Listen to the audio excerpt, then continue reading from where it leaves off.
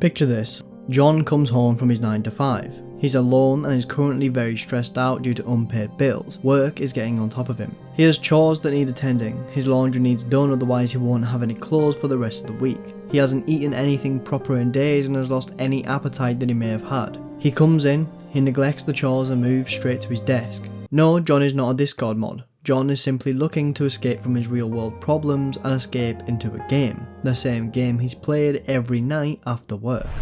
Too much of anything is bad for us. Self-suppressive escapism is when someone goes beyond finding enjoyment from a game, beyond looking for a pick-me-up and beyond healthy. Addiction occurs when someone goes from choosing to play a game for their benefit to becoming dependent on it.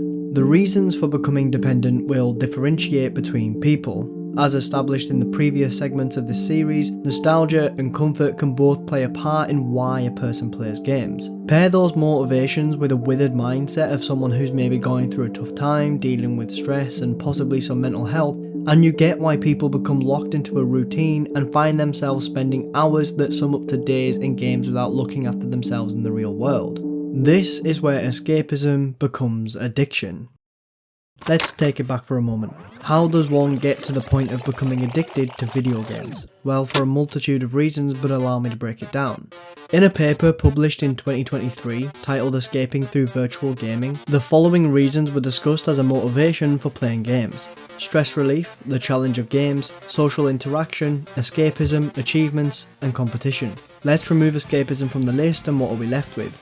What remains is all valid reasons to game, and as mentioned in the previous segment, nostalgia and comfort can both play a part in relieving stress. Socially, you can turn to friends online and forget about time and have it fly by. Someone write that down, that was fire. If your social battery is low or you're just naturally an introverted person, finding conversations and enjoyment out of playing in the virtual world with friends might be easier for you than actually meeting up with and doing things with friends in the real world. Besides from stress and social reasons to play, there's the challenge of games, which links in with achievement. When our personal lives aren't going great and it feels like not much is being achieved or that everything is going wrong, one thing after another, it can be that sense of completion and achievement that drag a player into a game's world. Picking up a game and completing a portion of it, whether it's a level, earning a trophy, finally unlocking that item that you wanted, and so on. Those small goals help to make the player feel like they've earned it. It's a good thing, which in comparison to the repeated losses in their actual lives could lead to a hobby of gaming becoming an escape. Escapism isn't all bad. It's been seen in a negative light for years, however in its truest form it's simply a mental diversion from our problems and sometimes the more unpleasant aspects that life naturally brings. When you were a kid, you most likely played with toys. I know I did. I used to set up my bedroom with a mix between Transformer toys and Legos, and for hours I would breathe life into them, having them battle against each other or work together to take down the one big bad.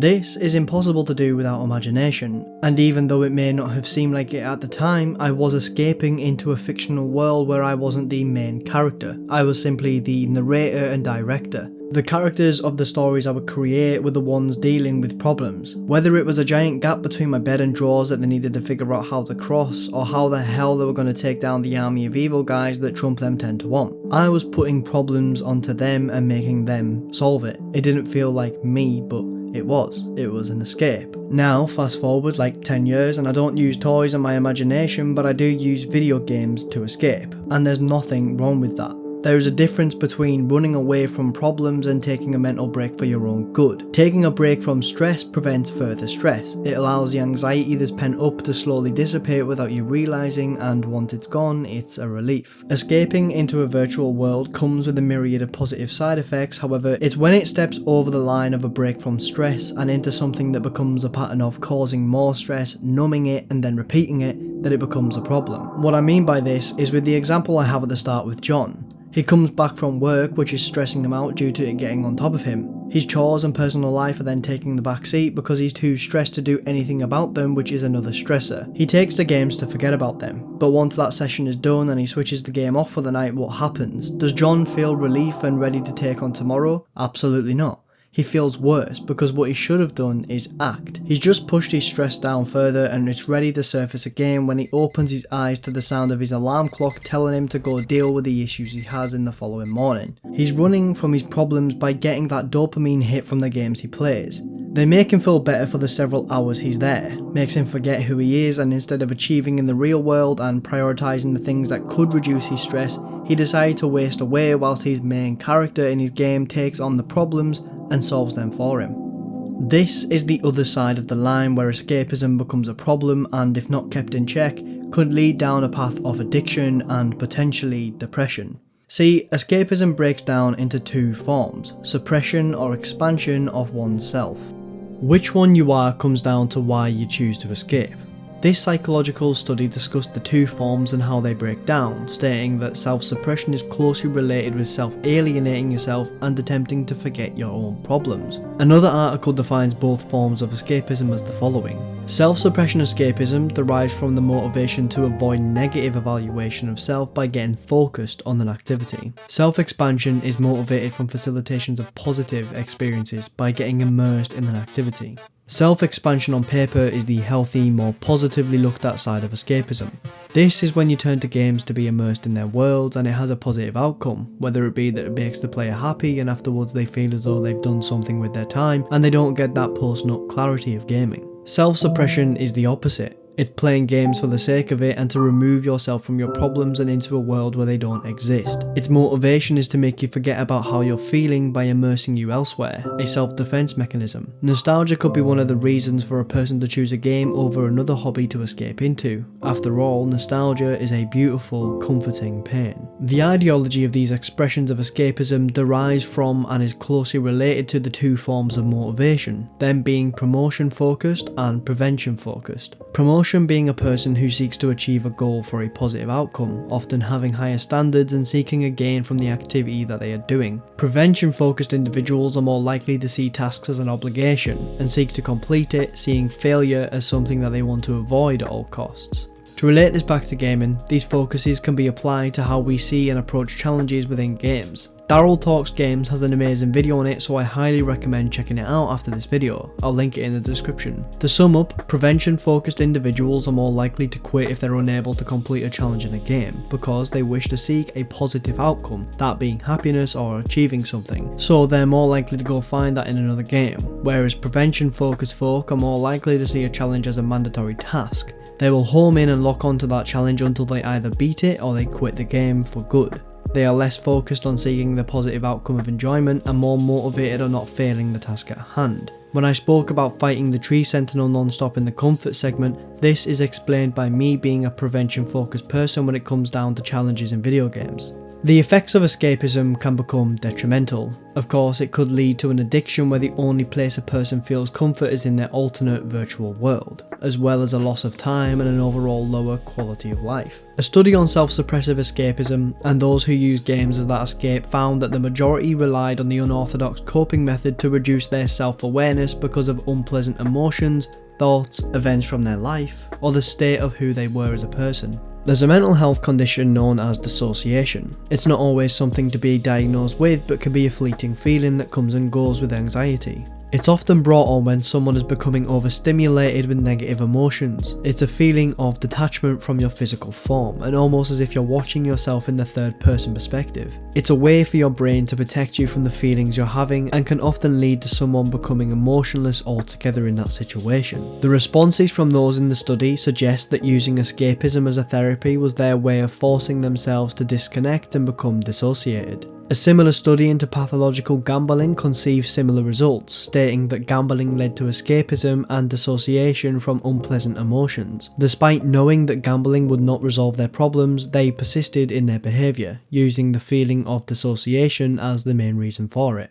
Those affected by attention deficit hyperactivity disorder or ADHD are more likely to rely on video games as an escape from their problems. This is due to ADHD already causing an increase in impulsive behaviour and generally creates more addictive personalities. But it's not all bad. A study into ADHD and gaming was conducted in 2023 and it found a plethora of positive links associated between gaming and it, including the ability to focus much greater on a task, that then led to improvements in attributes like multitasking. Games give the players instant feedback which rewards the overactive mind of someone with ADHD, which in turn led to them being more focused and reduced stress.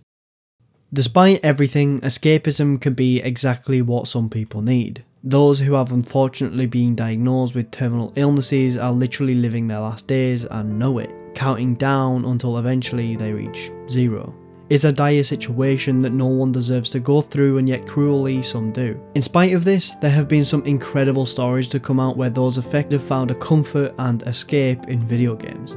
Mr. Alex Hay took to Reddit on March 8th of last year following the announcement of one of his most anticipated games, Starfield, would be delayed. He mentions in his post that he was looking forward to using the game as a distraction since he had recently stopped his lung cancer treatment and was being put onto palliative care. His Xbox was a form of escapism for him, taking him and placing him in infinite worlds with endless possibilities. Less than a month later, a comment would be made, announcing the passing of Alex. It was expressed how much he loved Bethesda games, and in his last month spent hours upon hours playing and 100%ing games like Elden Ring, Hogwarts Legacy, and put over 1,000 hours into RimWorld. Devs that worked on Starfield caught onto the post and actually left a tribute to him within Starfield.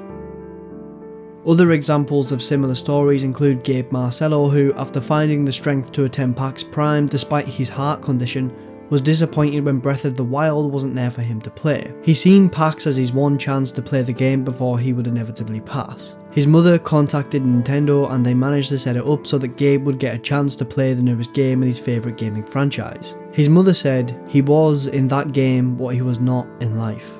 This was due to his condition, rendering him from doing things that we take for granted like running. Following this story, a father would reach out to Rocksteady and explain that his son Durian had a rare disease that caused tumours to grow along his nervous system and would have loved the chance to play Red Dead Redemption 2, but due to his illness, may never get to. Once again, Rocksteady provided Durian with a demo and gave them a way of escaping to a world without pain. In conclusion to this, it's important to remember why you play video games. Do you play them just for fun, social reasons, or to relieve stress? Whatever reason you do, just remember that it may seem to help in the short term, but it isn't going to resolve your problems retaining in your personal life. I agree that they can help one's state of mind and even help them through tough times, but using them to escape and forget about who you are and neglecting that person altogether is a dark path that nobody should walk. The quantity of how much you consume and the reason for it determines whether it's healthy or not. Even medicine, if consumed too much, becomes a poison. So, escape.